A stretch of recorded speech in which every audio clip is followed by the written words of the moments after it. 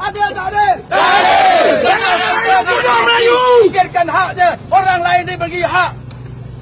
Betul tak? Betul! Kita minta saudara Rahman cerita sikit 5 minit saudara Rahman untuk ceritakan kisah beliau.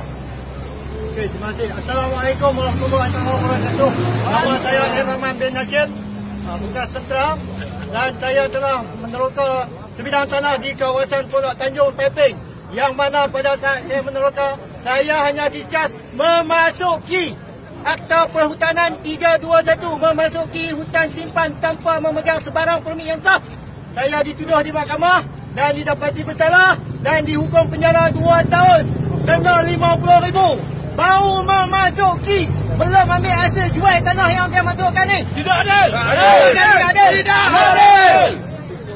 Jadi saya berikrar, saya akan berjanji, saya akan hapuskan segala perjuangan pertikikan rasuah di segala agensi dan jabatan-jabatan kerajaan terlibat di seluruh negara.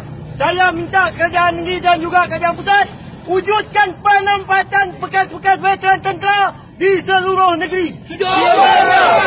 Kalau kita tahu veteran sama boleh berdikari ataupun tidak.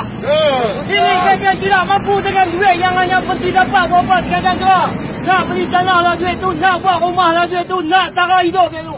Jadi saya sekali lagi bertegas, saya akan berjuang, saya akan bertahan untuk menghapuskan segala rasuah dan juga penerokaan tanah kerajaan secara haram dan berleluasa.